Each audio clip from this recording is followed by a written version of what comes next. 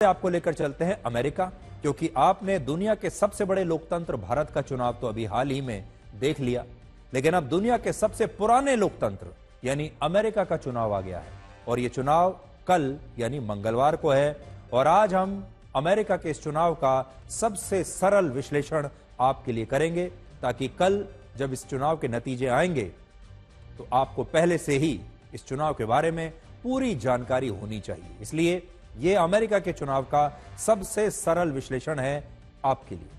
लेकिन उससे पहले यह वीडियो देखिए।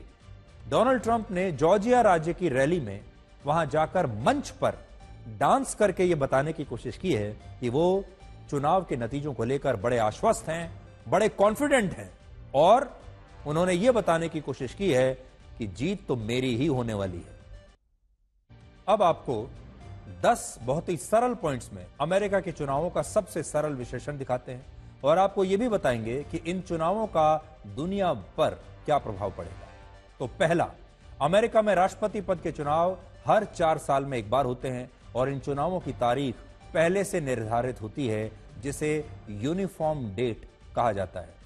इसमें नवंबर महीने के पहले सोमवार के बाद जो मंगलवार आता है, उस दिन राष्ट्रपति चुनावों के लिए सभी राज्यों में एक साथ वोटिंग होती है। और यह यूनिफॉर्म डेट अमेरिका में वर्ष 1845 में निर्धारित हुई थी, और तब से यही चली आ रही है।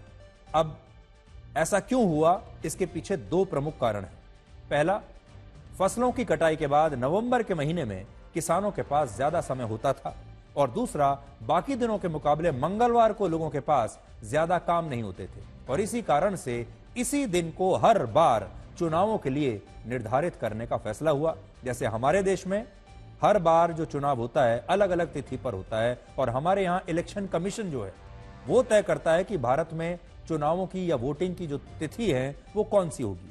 लेकिन अमेरिका में उसका फॉर्मूला पहले से सेट है, उसे कोई बदल नहीं सकता। दूसरा, अमेरिका में भारत के लोकसभा चुनावों की तरह बहुत सारी राजनीतिक पार्टियां चुनाव नहीं लड़ती, बल्कि वहां राष्ट्रपति पद का चुनाव सिर्फ 2 पार्टियों के बीच लड़ा जाता है, जिनमें एक को रिपब्लिकन पार्टी कहते हैं और दूसरी को डेमोक्रेटिक पार्टी कहते हैं। वहां 2 ही पार्टियां हैं, रिपब्लिकन और डेमोक्रेटिक। इस समय रिपब्लिकन पार्टी की तरफ से 78 वर्ष के डोनाल्ड ट्रंप राष्ट्रपति पद के उम्मीदवार हैं, और डेमोक्रेटिक पार्टी की तरफ से 60 वर्ष की कमला हैरिस राष्ट्रपति पद के उम्मीदवार हैं। ये 2 नाम और 2 चेहरे आपको याद रखने हैं। ये 2 लोग आपस में भिड़ेंगे कल। तीसरी बात, इस समय ज्यादातर ओपिनियन पोल्स में कमला हैरिस डोनाल्ड ट्रंप से आगे चल रही हैं। वहां का जो मीडिया है वो भी ज्यादातर अभी, हालांकि बहुत कड़ी टक्कर है दोनों के बीच में, टफ फाइट है, लेकिन थोड़ा सा जिसको हम कहते हैं कि 1 या 2% का जो एज है वो कमला हैरिस को मिला हुआ है। 22 जुलाई को जब डोनाल्ड ट्रंप और कमला हैरिस के बीच राष्ट्रपति चुनाव के लिए पहली बहस हुई थी, तब डोनाल्ड ट्रंप के पास 48% लोगों का समर्थन था और कमला हैरिस के पास 45% लोगों का। लेकिन 3 नवंबर के सबसे ताजा ओपिनियन पोल में डोनाल्ड ट्रंप के पास 48% लोगों का समर्थन है और कमला हैरिस के पास 49% लोगों का समर्थन हासिल है। तो आप सोच सकते हैं कितनी क्लोज फाइट है, और डोनाल्ड ट्रंप इस समय बहुत जरा से छोटे से मार्जिन से कमला हैरिस से पीछे चल रहे हैं। अगर आप ओपिनियन पोल्स की बात माने तो, वहां के मीडिया की बात माने तो, लेकिन तब भी यह कहा जाएगा कि कांटे की टक्कर है दोनों के बीच में। यहां आपको यह भी पता होना चाहिए कि भारत की तरह अमेरिका में ओपिनियन पोल्स अक्सर गलत साबित नहीं होते हैं, और ये नतीजों के काफी करीब रहते हैं, कुछ अपवादों को अगर हम छोड़ दें तो।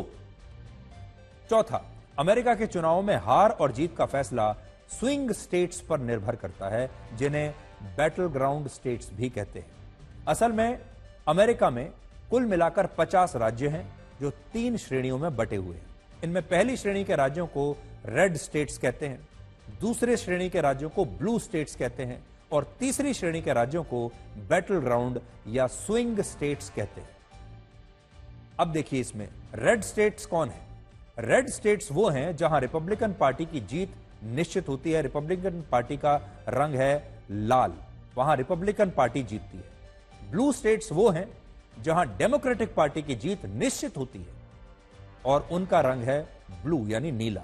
और स्विंग स्टेट्स वो हैं जहां हार और जीत का अंतर सिर्फ 1% वोटों का होता है, जहां कांटे की लड़ाई होती है और इन राज्यों में जिस पार्टी की जीत होती है उसी पार्टी के उम्मीदवार का राष्ट्रपति बनना निश्चित माना जाता है। अमेरिका में ऐसे स्विंग स्टेट्स की कुल संख्या है 7। तो आप यह मान लीजिए कि इन 7 राज्यों पर सब निर्भर करेगा, और जिनमें ओपिनियन पोल्स में 4 राज्यों में कमला हैरिस आगे चल रही हैं और सिर्फ एक राज्य एरिजोना में डोनाल्ड ट्रंप आगे चल रहे हैं, और 2 राज्यों में डोनाल्ड ट्रंप और कमला हैरिस को बराबर वोट मिलने का अनुमान है। यानी अनुमानों के मुताबिक इन राज्यों में भी कमला हैरिस ही आगे है। पिछली बार डोनाल्ड ट्रंप इन स्विंग स्टेट्स में हारने के कारण लगातार दूसरी बार राष्ट्रपति बनने से चूक गए थे इन्हीं राज्यों की वजह से, और इस बार भी इन्हीं स्विंग स्टेट्स में जीतना उनके लिए एक बड़ी चुनौती रहेगा। अगर उन्होंने ये स्विंग स्टेट्स में अपनी जीत हासिल कर ली तो फिर उनका रास्ता बहुत आसान हो जाएगा। सबसे बड़ी बात यह है कि इनमें विस्कॉन्सिन, जॉर्जिया और पेंसिल्वेनिया राज्य में हिंदू वोटर्स की संख्या 40,000 से 1,75,000 के बीच है, और इन राज्यों में पिछली बार ट्रंप हार गए थे, और यही कारण है कि डोनाल्ड ट्रंप ने इस बार चुनावों में हिंदुओं के खिलाफ हिंसा का मुद्दा उठाया है, क्योंकि वो चाहते हैं कि सारे हिंदू उन्हें वोट करें, और वो इन स्विंग स्टेट्स को जीतने में अपनी पूरी ताकत लगा रहे हैं, और इन्हें जीतने में इन स्विंग स्टेट्स में रहने वाले हिंदू एक बहुत बड़ी भूमिका निभा सकते हैं। अब मुद्दों को देख लीजिए। कमला हैरिस जिन 5 मुद्दों पर चुनाव लड़ रही हैं, उनमें उनका सबसे बड़ा वादा यह है कि वो गाजा में युद्ध को रुकवा देंगी, जबकि तथ्य यह है कि गाजा में जब पिछले साल युद्ध शुरू हुआ था तब अमेरिका की उपराष्ट्रपति खुद कमला हैरिस ही थी। यानी उपराष्ट्रपति रहते हुए जो युद्ध को नहीं रुकवा पाई, अपनी ही पार्टी के राष्ट्रपति के रहते हुए युद्ध को नहीं रुकवा पाई, तो अब क्या रुकवाएंगे। कमला हैरिस का दूसरा वादा यह है कि वो महिलाओं के अबॉर्शन कराने के अधिकार को बहाल कर देंगी, लेकिन यहां भी चुनौती यह है कि यह अधिकार उनके उपराष्ट्रपति रहते हुए ही अमेरिका की सर्वोच्च अदालत ने समाप्त किया था। तीसरा वादा टैक्स कट को लेकर है, जिसमें कमला हैरिस ने ऐलान किया है कि वो अमीरों पर ज्यादा टैक्स लगाएंगी, और जो परिवार गरीब हैं, लो इनकम ग्रुप में आते हैं, उनके लिए टैक्स दरों को कम किया जाएगा। और यहां भी चुनौती यह है कि राष्ट्रपति जो बाइडेन अपने कार्यकाल में इसी टैक्स कट के खिलाफ रहे हैं।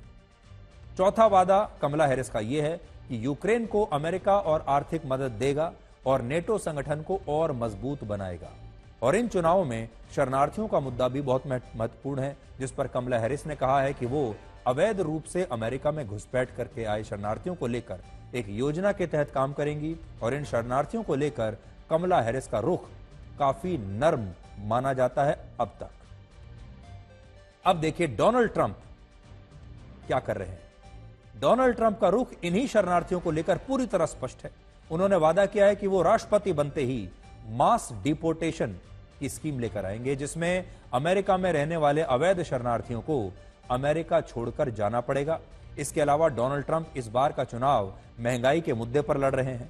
उन्होंने कहा है कि उनके कार्यकाल के मुकाबले जो बाइडेन के शासन में 1 लीटर दूध 293 से 420 रुपए का हो गया, 1 किलोग्राम आलू 352 रुपए से 425 रुपए का हो गया, चीज 336 रुपए से 504 रुपए पर पहुंच गया, कॉफी 588 रुपए से 840 रुपए की हो गई, अंडा 167 रुपए से 420 रुपए का हो गया। ये डोनाल्ड ट्रंप ने महंगाई को एक बड़ा मुद्दा बनाया है, और उन्होंने बार बार ये जो टेबल मैं आपको दिखा रहा हूं, ये उन्होंने खुद अपने सार्वजनिक प्लेटफॉर्म पर शेयर किया था, जिसमें उन्होंने बताया था कि खाने पीने की जो चीजें हैं वो अमेरिका में कितनी महंगी हो गई है।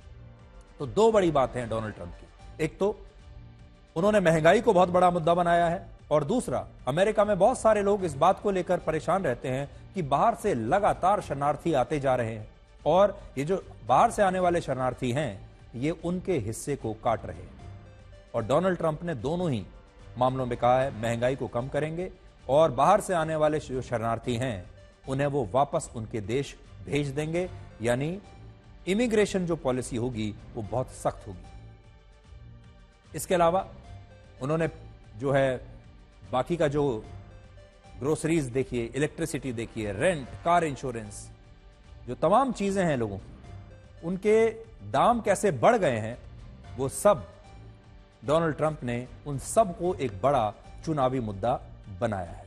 डोनाल्ड ट्रंप ने यह वादा भी किया है कि वो यूक्रेन में चल रहे युद्ध को समाप्त करवा देंगे, टैक्स कट को लेकर बड़े ऐलान करेंगे और सोशल सिक्योरिटी इनकम पर टैक्स को खत्म कर देंगे। और उन्होंने यह भी कहा है कि वो यूक्रेन को दी जाने वाली आर्थिक मदद बंद कर देंगे। और यह बहुत बड़ा वादा है, क्योंकि इससे अमेरिका के आम लोगों को ऐसा लग रहा है कि अगर यह पैसा यूक्रेन को नहीं मिलेगा तो सरकार यह पैसा उन पर खर्च करेगी और इससे अमेरिका में कॉस्ट ऑफ लिविंग और महंगाई कम हो जाएगी। देखिए, अमेरिका में जो आम लोग रहते हैं उनके मन की बात यह है कि उनका तो वहां रहना मुश्किल होता जा रहा है, क्योंकि वहां महंगाई बढ़ रही है, हर चीज के दाम बढ़ रहे हैं, लोगों की आमदनी बढ़ नहीं रही, महंगाई बढ़ती जा रही है। और अमेरिका की सरकार क्या कर रही है, वो आज भी हजारों करोड़ों रुपए यूक्रेन को दे रही है रशिया से युद्ध लड़ने के लिए। यानी अमेरिका की सरकार के पास यूक्रेन को देने के लिए तो पैसा है, लेकिन अपने देश की जनता को देने के लिए नहीं है। और यह बात जो बाइडेन के खिलाफ जा रही है, और इसीलिए डोनाल्ड ट्रंप ने कहा है कि अगर वो बन गए राष्ट्रपति तो वो यूक्रेन को मिलने वाली तमाम आर्थिक मदद जो अमेरिका की सरकार दे रही है, अमेरिका की सरकार उन्हें पैसा दे रही है, यूक्रेन को हथियार दे रही है, ये सब डोनाल्ड ट्रंप बंद करा देंगे। हालांकि क्या आप जानते हैं कि सबसे पुराने लोकतंत्र के चुनाव में वहां के आम लोग और वहां के दुकानदार कितने डरे हुए हैं। उन्हें यह डर है कि चुनाव के नतीजे आने के बाद एक बार फिर से वहां पर पहले जैसी हिंसा हो सकती है। इसलिए बहुत सारे स्थानीय दुकानदारों ने बाजारों में अपनी दुकानों की रक्षा के लिए विशेष इंतजाम करने अभी से शुरू कर दिए हैं। ये जो तस्वीरें आप देख रहे हैं, ये वही विशेष इंतजाम हैं। जालियां लगाई जा रही हैं। व्हाइट हाउस और ट्रेजरी डिपार्टमेंट के आसपास की दुकानों के बाहर बैरिकेडिंग की जा रही है और बहुत सारी दुकानें जहां पर शीशे की खिड़कियां हैं, शीशे की दीवारें हैं, उन पर या तो जालियां लगाई जा रही हैं या उन पर लकड़ियां लगाई जा रही हैं ताकि तोड़ फोड़ से ये दुकानें बच सके। और ऐसा इसलिए हो रहा है क्योंकि पिछली बार जब डोनाल्ड ट्रंप चुनाव में हारे थे तब उनके समर्थकों ने कैपिटल हिल में हिंसा की थी और इस हिंसा को अमेरिका के लोग अब तक भूले नहीं। तो आज आपको यह भी देखना चाहिए कि अमेरिका दुनिया का सबसे पुराना लोकतंत्र तो है, लेकिन यह लोकतंत्र भी बहुत डरा हुआ है। जबकि हमारे देश भारत में चुनाव में बड़े से बड़े नेता हार जाते हैं, बड़ी से बड़ी पार्टियां सत्ता से बाहर हो जाती हैं चुनाव हारकर, लेकिन हमारे यहां लोकसभा के चुनाव या विधानसभा के चुनाव के नतीजे आने के बाद आपको कभी भी इस तरह की हिंसा या इस तरह के दंगा देखने को कभी नहीं मिला होगा। लेकिन अमेरिका में यह भी हो रहा है। अब आप ये देखिए कि भारत में जो लोग दक्षिणपंथी विचारधारा को मानते हैं वो कैसे डोनाल्ड ट्रंप की जीत के लिए हमारे देश में प्रार्थना कर रहे हैं और भारत में डोनाल्ड ट्रंप को जिताने के लिए हवन किए जा रहे हैं, पूजा पाठ की जा रही है। डोनाल्ड ट्रंप के कई ऐसे आर्टिफिशियल इंटेलिजेंस के जरिए बनाए गए वीडियो भी सोशल मीडिया पर चल रहे हैं जिनमें वो भगवा कपड़ों में एक हिंदू नेता के रूप में नजर आ रहे हैं। और इससे आप अमेरिका के चुनावों को लेकर भारत के जो राइट विंग वाले लोग हैं उनका मूड समझ सकते हैं। कुछ तस्वीरें मैं आपको दिखा रहा हूं, कुछ एआई वीडियो भारत में चल रहे हैं जिनमें डोनाल्ड ट्रंप को कुछ इस तरह पूजा पाठ करते हुए भगवा कपड़ों में दिखाया गया है।